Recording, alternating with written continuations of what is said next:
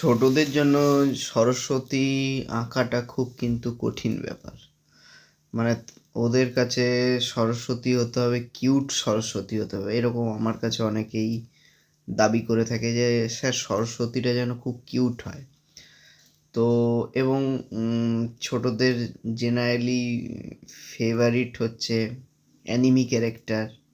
অনেকে আবার বিভিন্ন অ্যানিমি ক্যারেক্টারের নাম বলে দেয় এইরকম যেন হয়। তো সেই সব দিক মাথায় রেখে তাদের জন্য সুন্দর করে তাদের পছন্দের সরস্বতী আঁকাটা কিন্তু একটু চাপের ব্যাপার। তো যাই হোক, চেষ্টা করেছি।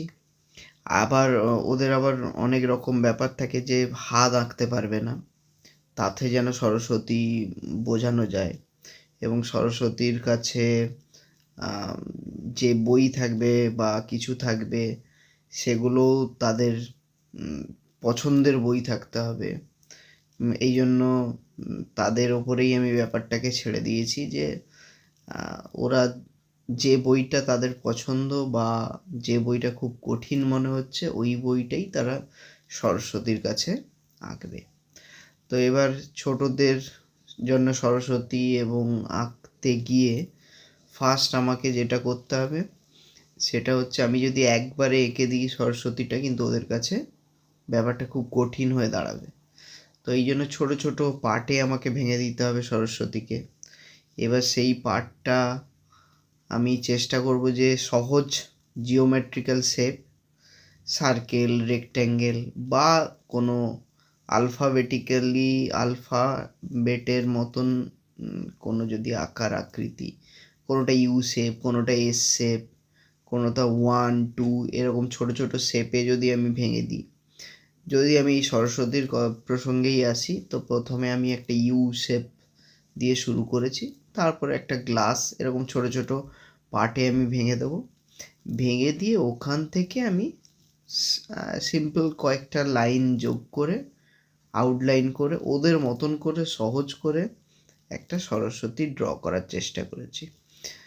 তো জিনিসটা মাথায় রাখতে হবে, ব্যাপারটা যেন কঠিন না হয়ে যায় এবং ওরা যাতে আঁকতে পারে। হাত পা ইত্যাদি ইত্যাদি যে সমস্ত ব্যাপার ওদের কাছে জটিল হয়ে ওঠে সেগুলোকে একটু ইজি করার চেষ্টা করেছি।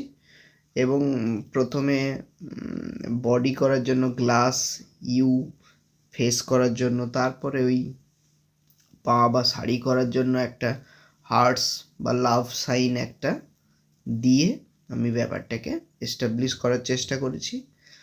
যাই হোক, বিনাটাকে আমি ধরে নিলাম একটা বি শেপ। এরকম করে যদি ছোট বাচ্চাদেরকে সুন্দরভাবে ছোট ছোট জিওমেট্রিক্যাল স্টেপ বা ছোট ছোট পার্টে ছবিটাকে ভেঙে দেওয়া হয়, কোনো কঠিন আঁকাই কিন্তু ওদের কাছে কঠিন হয় না, খুব সহজেই ব্যাপারটাকে আঁকতে পারে। যাই হোক, আমি একটা আমার মতন করে চেষ্টা করেছি, দেখা যাক এটা থেকে কতজন কিভাবে সহজে ছবি সরস্বতী আঁকতে পারে। সরস্বতী পুজোর অগ্রিম শুভেচ্ছা জানানো থাকলো সবার উদ্দেশ্যে। ভালো থাকবেন।